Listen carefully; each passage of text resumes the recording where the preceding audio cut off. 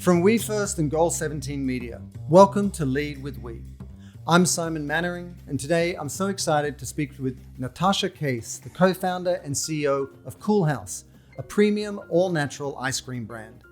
Natasha started the company with her wife, Freya Estreller, in 2009, and she's a passionate advocate for diversity in entrepreneurship. So Natasha, welcome to Lead with We. Thanks so much for having me. You know, entrepreneurship is a curious journey, not one that everyone selects lightly, and it really demands so much of you. Tell us, you started Coolhaus in 2009. What led to that decision in the first place? So it's kind of an interesting journey getting here. My background's in architecture and design, but I always wanted to, use the skill set and apply it to something else. Like I always kind of thought of it really broadly. And I also was interested in, and this is for me, like a kind of lifelong thing, how to make things that are intimidating for people feel more fun and accessible. And so I was searching for a way to accomplish those two things. And I kind of stumbled on food, by accident, as a way to really achieve that. And the accident was one of my professors in studio. He criticized this model I had made. He said it looked like a layer cake. I was like, why is that a bad thing? Bad thing, layer cakes are delicious. So I baked the next model as a cake. Yeah. And I had so much more fun creating that project than anything I had worked on. And I noticed my colleagues were really lit up by it and were really excited. And I thought, this is what I want to do. If I bring food into the architecture conversation, it makes it's memorable, it's fun, it's welcoming, it brings people together. And so I started doing all these food and design projects all through the rest of college and all through graduate school, and then into my first job at Disney Imagineering. And the recession hit right when I had pretty much started.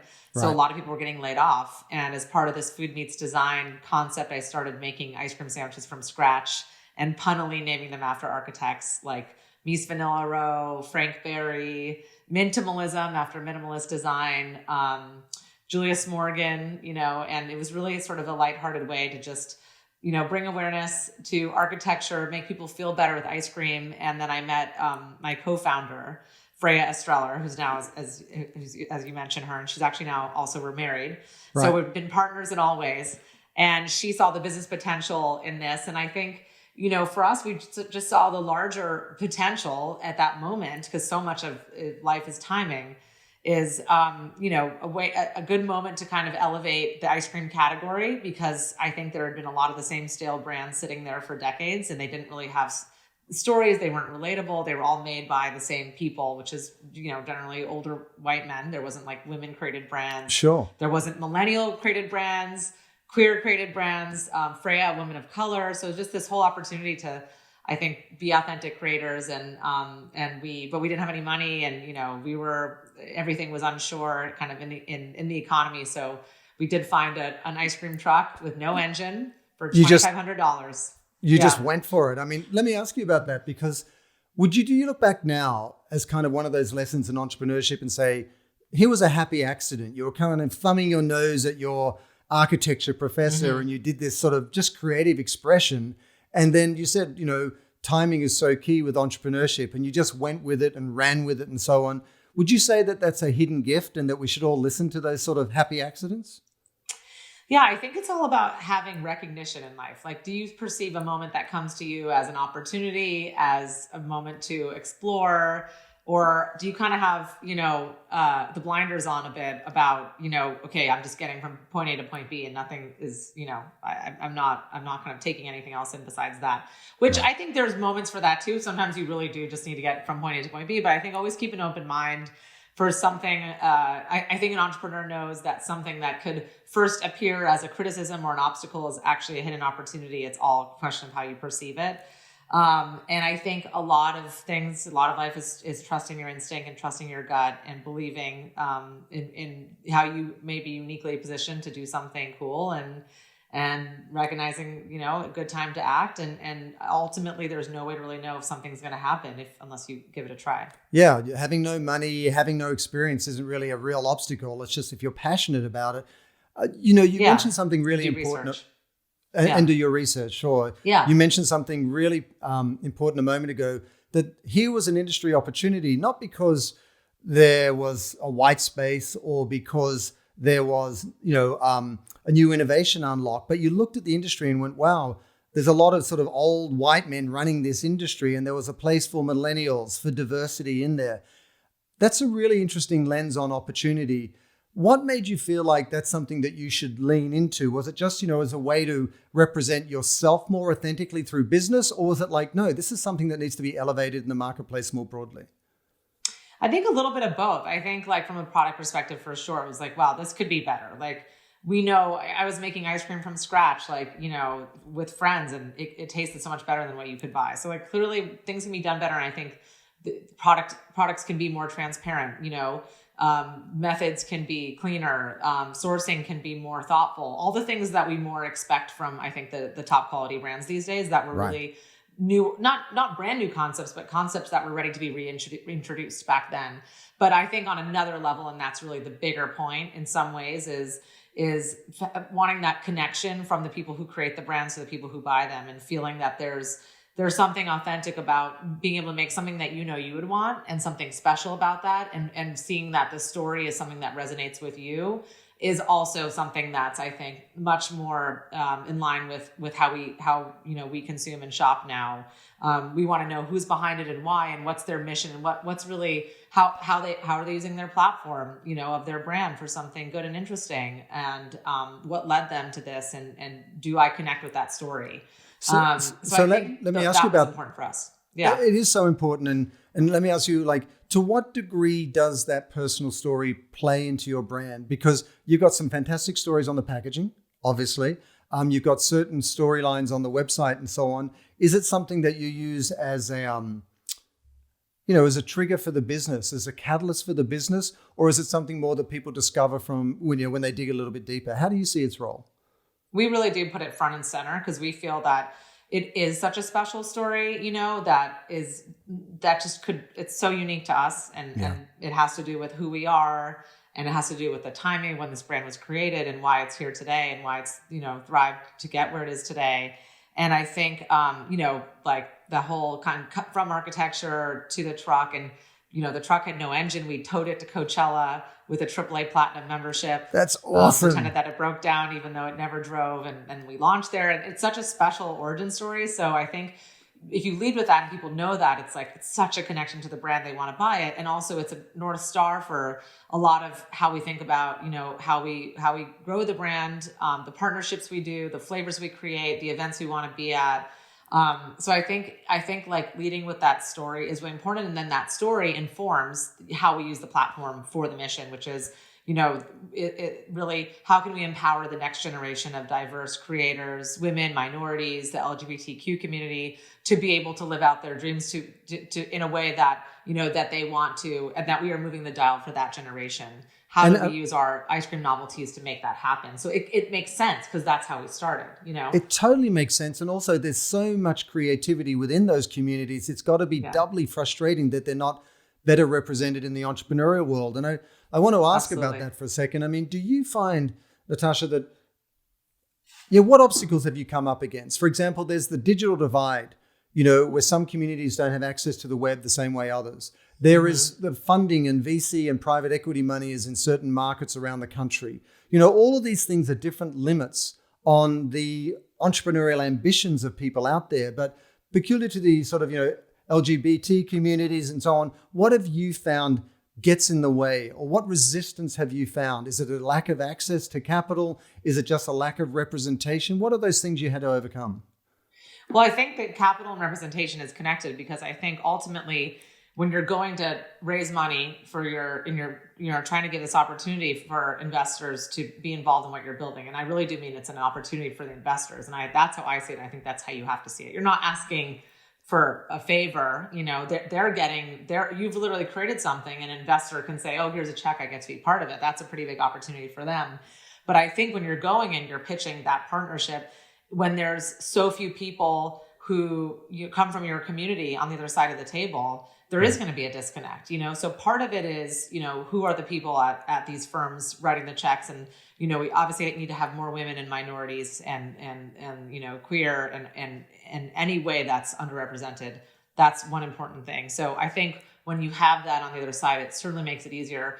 And it could be something as simple as if you're a woman raising money and you're creating a product for women, right, and you're pitching to all men. Of course, they may not see the value because they wouldn't even know maybe how to use that product, for example. They don't even know what they're missing out on. Yeah, absolutely. Yeah, right. Totally. Yes.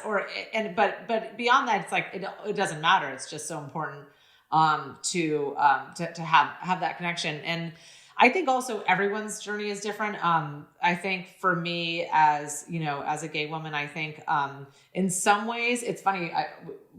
Freya and I talk about this a lot. We have a lot of lesbian friends who are running companies. And I think ultimately adversity can serve you in business because you have had to question things. You have had to maybe have really tough conversations. Maybe you've had a different relationship with risk, and how you may think about, like risk, for example, even in your dating life, is different for a gay woman or a straight woman. So I think all these things can actually be advantages. It's just a question of feeling empowered and usually, and hopefully having a community that can really share those stories with you and you feel like, you're in it together. I think that really does make a big difference in business. Yeah, that community aspect, because it's so tough outright. Everyone has days where you want to give up and you're just kind of pulling your hair out.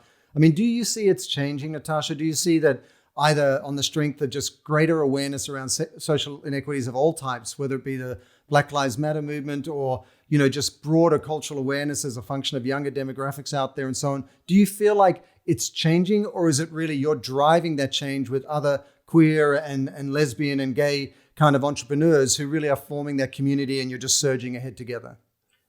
It's a good question. They're so connected. I think the consumers demand something and, businesses respond. But I also think the most interesting and innovative businesses really do set the tone, because I think consumers can demand something, but it's hard for them to ask for what they can't envision. I mean, if you think even about if you went into a research group, 5 years before the iPhone and you're like, so are you going to pay $1,100 for a phone? And everyone would be like, what? Never. That's insane. Yeah, and then suddenly you show them something that you could manage your whole life and give away all your privacy on.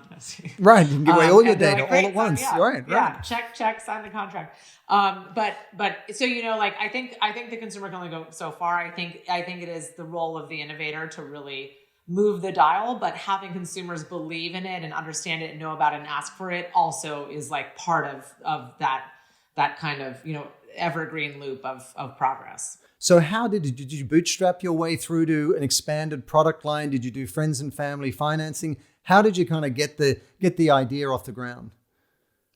The bootstrapping was my personal credit card. Don't ask me why mine and not Freya's. She just knows. Right, of course. Well, that's that strategic moment when you go, I don't know, yeah, is it here? Policy. Did I bring it with me? Oh, yeah. Yeah. So anyway, that was the very, very start. And then we did friends and family, really family, like my mom, Freya's aunt, one other friend. And then we started getting into, actually worked with Opportunity Fund. They're amazing. They're the biggest micro lender in the country. Right. They lend to a lot of women and minorities. I was on the board for 5 years in Southern California, and we worked with them. And then we did bigger angel investment, and now we're in the private equity. And we have a really great kind of social mission-based private equity partner as well, and some other angel investors that have come in, some really highly influential folks. So excited about that too. I mean, it's so powerful because, as you say, you've got a premium, opportunity with your product itself, the cones themselves. You're doubling down on that. When you typically get to the rounds where you're getting private equity involved, there's suddenly more cooks in the kitchen. There's more chefs at the table. How do you protect your purpose or mission, even though you're working with a mission-aligned partner like that? How do you make sure that the integrity of your intent doesn't get diluted? Is it a daily battle where you've got to kind of keep yourself on track? Or do you find, pick the right partner in the first place and it takes care of itself? Yeah, I mean, if they weren't here for the mission and frankly seeing the business value in that proposition, then I don't think they're the right fit. If you're going to be battling it out for your mission and first of all, that's just, it's totally counterintuitive because as we talked about earlier, that is why people are shopping and that is why people are investing in brands. But I also believe that as far as strategic acquisition, that is going to be one of the number one things in this generation of brands that gets bought. No, absolutely. I couldn't agree more. And to that point, I mean, every day in the press, we get this daily diet of news about climate or biodiversity. And then we've had the pandemic and, the BLM movement and so on. Everyone knows that we're living in a challenged world. I mean, how does climate sustainability factor into your supply chain? And what are you doing to sort of kind of really deliver on that promise or that expectation of the younger generations? Yeah, that's absolutely a player in all of it. I think investing in our plant-based was a really big part of wanting to move in that direction. And we expect that to be half of our product line within a couple of years. And that's definitely moving away from, it's a lower footprint for sure. And I think there's huge amounts of innovation that can be done there, and it's all sourced very sustainably. We're moving in the direction of everything being non-GM certified. Right. We're thinking about who we're buying from. Can we buy from more women and minorities as far as vendors? And then, just as far as business practices, like anything that's like food waste and all that, it's just gonna, it's not even gonna be, it's not, why would you want that even from a P&L standpoint? That just hurts everybody. So it's always just important to be conscious of and better for your business. And, how do you go about selecting those partners? Or does it come at a premium if you're going to go plant-based? Are the cost efficiencies there that it's competitive now when you're trying to get a business going and you've got to choose between a more expensive supplier or a less expensive but less responsible one? I mean, what did you find the situation was? I think now we're at a point I feel like we can, as you grow, it is easier. It's true. Like when we were smaller, it was like the more sustainable packaging was more expensive and that was a hard thing to justify. Although we always try to find ways around that. For example, from our trucks, the sandwiches come in edible paper. So it just kind of, sops up the I've eaten some of your paper, I have to admit, and also the whiskey-based ice creams. Yeah. And you're standing there as a dad, we're in LA and near your Culver City store, and I've gone in there at night and I'm like, ice cream, really? 11 o'clock at night, are we really whiskey ice cream? I will take 2 scoops. Helps everyone go to bed. Yeah, exactly. 2 scoops. Thank you so much. And that whiskey charms, of course, kids always want to order it because it has Lucky Charms in it. And you're like, well, it's your call, parents, Yeah. No, absolutely. That's very little alcohol. You'd be fine. No, I know. I'm like, can I drive home after this? And what would your advice be to, LGBT, gay, lesbian, queer entrepreneurs? Would you say to them now in hindsight, the last decade, there's been a lot of progress and now is your time, like step forward with greater confidence? Or do you say, listen, lean into your peers and let's do this together? Yeah, absolutely. I think both and all. I think you as an individual, you have something to stand for, and you're helping to be the change that ultimately will inspire the next generation. And also to, connect with others in the space is really nice, and share experiences and the good and the bad. I think there's many good ones to share. And it's, like I said, it's helpful. I think you realize that business is a great way to overcome adversity, or to use the adversity and it becomes a positive thing for sure. And I also think business is the great equalizer. Like one of our factories is in like rural Utah, and they know everything about my family. And you know what? We're all here to, make a great product. And so it puts you in a room with people that could be easy to not connect with. Right. And you do, and you realize we just didn't know each other, and we're actually, all here to do something good, and we're all connected. And I think the number one reason we fear each other is we just don't connect, Yeah. I think this is a watershed moment coming out of COVID, where it's not just a chance to get outside again, but to reconnect and understand how important connection is at a deeper level. And there's no better place than to do it around a pint of ice cream. I was actually talking with my team earlier today, and we were arguing whether somebody eats ice cream in a bowl or straight out of the pint. Would you, what would you recommend? Is it sort of just the pint or nothing approach? I'm an equal opportunity ice cream eater. Right. Eat however. No judgment. Anyway, we were actually going to do with the cones. Are you a top or a bottom? Do you like to go straight from the bottom of the cone, or work your way? I've got issues with people that bite off the bottom of the cone before they're finished. We'll take that offline. You could comment on the social media post. I should. We'll pick up. We'll get a debate going. I also noticed that you mentioned how you share your story as something that's sort of a differentiating aspect of the business, but also you use your packaging very effectively, and I think a lot of entrepreneurs struggle. When do they talk about their purpose? When do they talk about their product? Or when do they lead with their product and then point back to their purpose? How do you approach packaging and the stories you tell?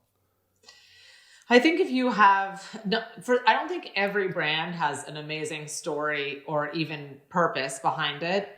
So they're going to lead with product, you know, and you really can see that. And I feel like more often than not, that may happen with like a kind of specialty diet, or maybe even like a bit, I would take it further to like the fad diet, you know, like they're leading with that because that's the core purchase driver is someone on, I don't know, keto or, you know, and so that makes sense. That's first and foremost, need people to know they can eat this, they're on keto, whatever. On the other side is, I just see it as more of a long game if you're going to lead with that kind of story and that mission, because that's really, to me, building the culture and building something bigger than even a product can be. And it allows you to do more than one product also, because ultimately I think you have to be smart and streamlined about it, but it can be, once you have that brand, you can kind of do anything with it. And it can be a lot of different places. So that's my philosophy. I truly do not believe there is one right way to do this. Like whenever I do public speaking, I say like, this is my story and this is what I've learned. If you can apply them, great, you know, or you can take something away that's helpful for your story, but I'm not going to sit here and tell you how to do it, because there's just literally, there's not a one size fits all. And you mentioned culture there, which is so important. I mean, especially when you've got a bricks and mortar business, you know, how you relate to a guest, the customer, it really determines whether they come back or not. In terms of your platform of inclusion and diversity and so on, do you hire for that message? Do you try and sort of demonstrate that through your staff, or do you educate your staff to that end? Like, how do you build a culture around it? Yeah, I think all of those things. I think you want to, you know, obviously walk the walk as much as you can.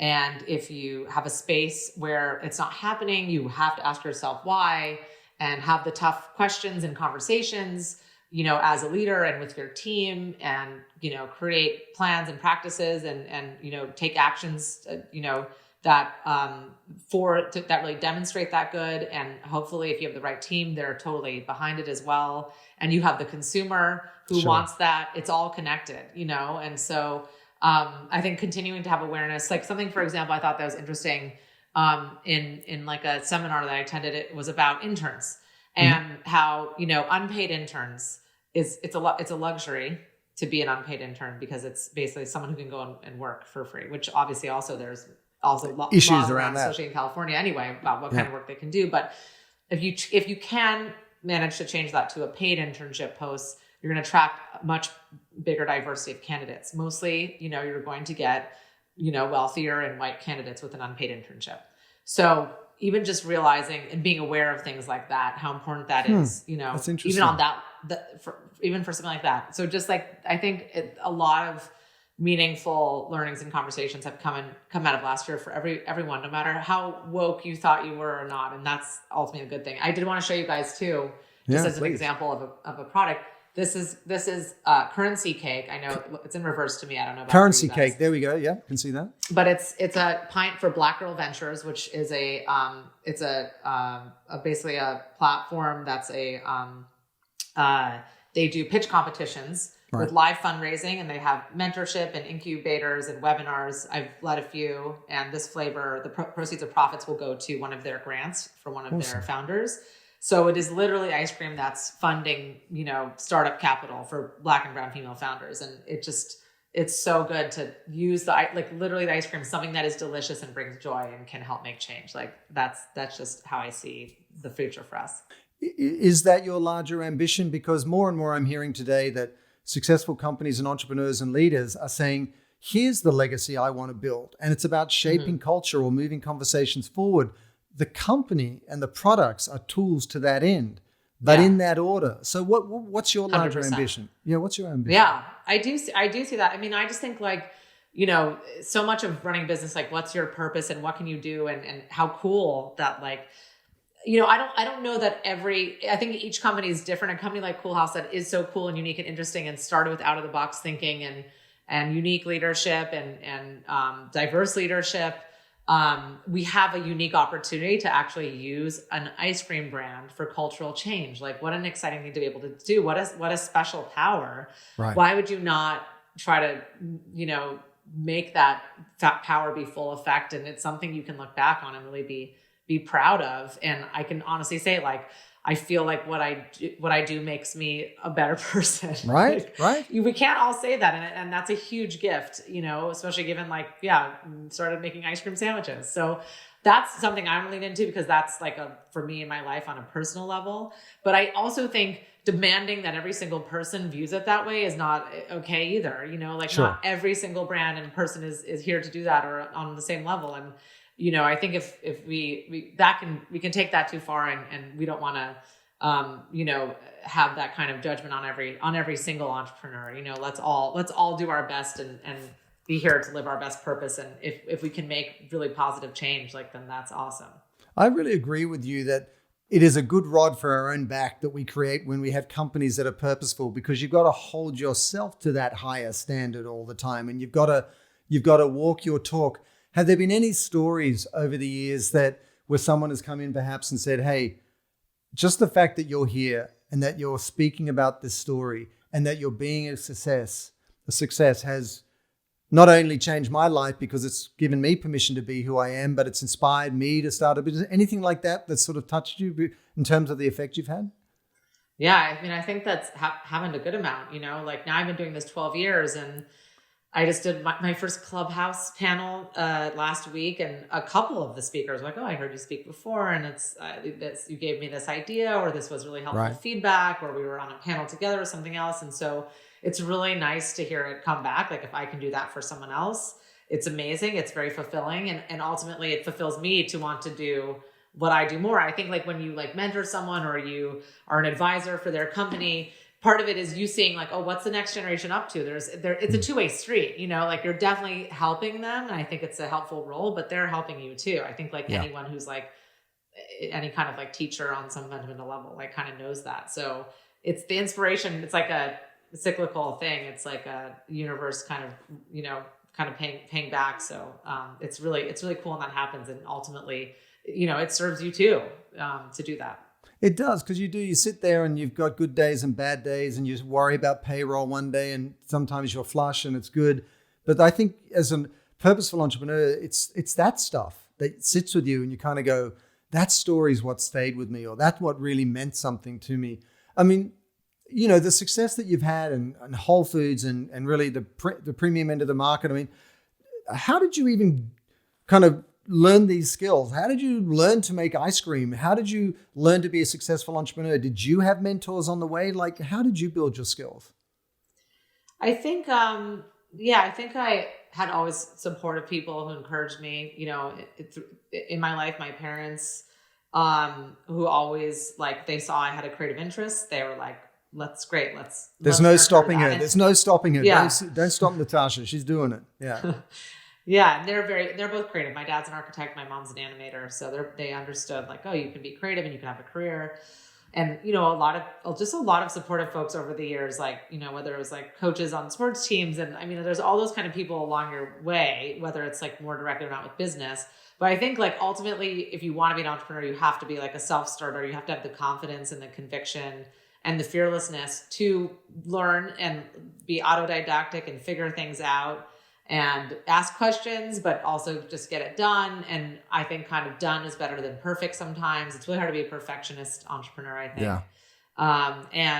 Then my first angel investor was a guy, Bobby Margolis, and he was a titan of the fashion industry. And he definitely gave me a lot of lessons. One of which was you walk through a wall when you don't know it's there. And that is to say, there's some naivete when you start that's actually a good thing. And if you know too much, you go into analysis paralysis. So that was a very empowering, thought.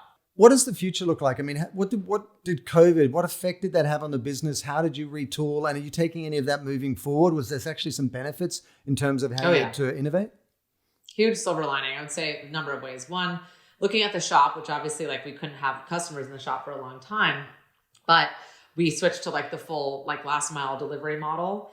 And that's actually been super interesting. We're definitely shying the top line, but we're running almost doubly efficiently on the bottom. And it kind of makes you wonder, do we want to reopen to full hours even when we can? Because we can have this great delivery business that's expanded, and we've fine-tuned the online offering, for that, and it works. And then meanwhile, we've gone to all these other like cloud kitchens, dark kitchens that are like virtual Coolhaus shops on the delivery apps. We could have those all around the country. We could never open another scoop shop and have like virtual scoop shops really anywhere that we wanted. And I think that's a huge, those really thrived and grew in COVID. As far as our events business, that was the hardest hit. Weddings were our number one type of event. There's no weddings. Right. It's coming back, but I think we've learned to use our kind of activations through other channels. So like if we have a brand who approached us to make a custom flavor, normally we would just hand it out from the truck and do a whole truck event. And now we're doing it through our delivery apps or through our e-com. And so now the truck is coming back. We can offer the truck and we can offer these other channels as well. And so it's expanded.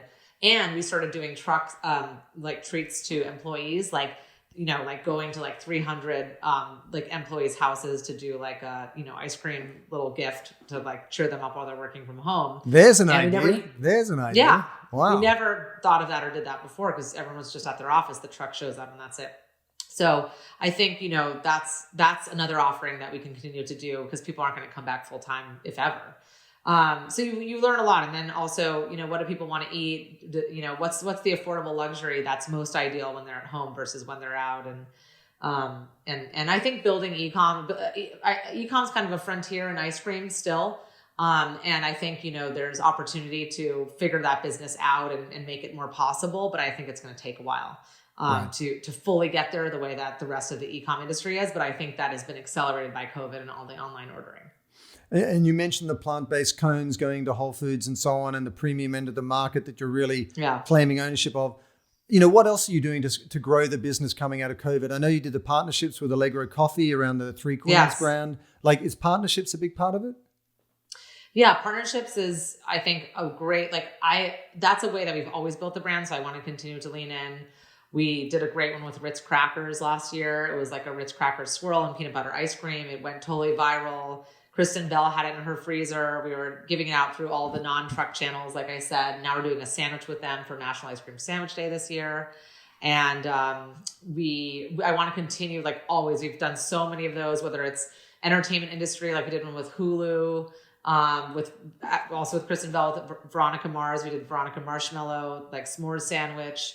We've done it with French's Mustard in the past. We've done, fashion industry. We've done video game companies, so many collaborations. And they're really like marketing that pays for itself because we access their platform. And sometimes in the case of the really big companies, their budgets for PR and marketing, and we bring them speed to market, an innovative item, a better quality item, and a unique way to get it out there. So that's one of my favorite, like bread and butter Coolhaus things. And I think there's way, way more cool ones to come from that front in dairy and plant-based. I mean, I love what you're saying. You're talking about purpose, you're talking about products, and you're talking about partnerships as just three things you can really leverage to accelerate your growth.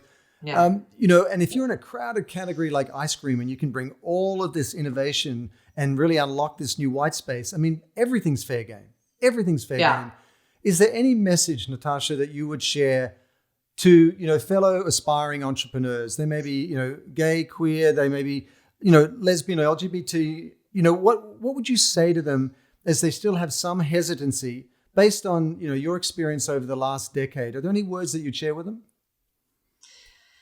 I think the walk through the wall when you don't know it's there, I think definitely learn enough and know enough, but be empowered by your willingness to just take that leap. If you really believe in it and have the strong instincts and have kind of that passion and that initial feedback. I always say, like, as an entrepreneur, you really have to look for like the sparkle in someone's eye when you tell your idea. Like that glint of madness, right? Right. When someone's really like, whoa, that's something, you're like, oh, I've got something here. I've got to make it happen, which is why I don't believe in not sharing an idea even early on, because people don't steal ideas. It's all about execution. Like it's like, just share the idea and see what people think and get feedback. And then secondly, I would say, like, really think about your vision in a big way. 2, 5, 10-year plan, write it down, hold yourself accountable. It's amazing how when you write it, it happens. And I think there's there's something about that accountability for yourself that you can share it with others, that you can share it with your team, with your customer, with your buyers, with your investors. That's really, really meaningful, that when you get it out of your head. And I think write it down, not only for your business, but for you personally. Like, is this going to fulfill you? Like, what do you want from this role? Do you want to lead? Do you want to exit? Do you want to play only a certain part in the company? are you going to be able to make enough money to support yourself for all the hours you're going to spend? Especially for women, we don't think of ourselves enough in the equation. So, I think it's an incredible exercise. The sooner you can get to that when you're growing the business, the better. Fantastic. Well, Natasha, congratulations on the success to you, both you and Freya. And I just want to say enormous respect for bringing greater diversity to entrepreneurship. It's long overdue and it's incredibly powerful. So thank you. Thank you for having me and for hearing my story. Thanks for joining us for another episode of Lead with We. You can find more information about our guests in the description below. And if you enjoyed this video, give it a thumbs up and make sure you subscribe to our YouTube channel by clicking the red button below. Lead with We is produced by Goal 17 Media, and you can also listen to each episode on Apple, Google, or Spotify. I'll see you next week, and until then, let's all lead with We.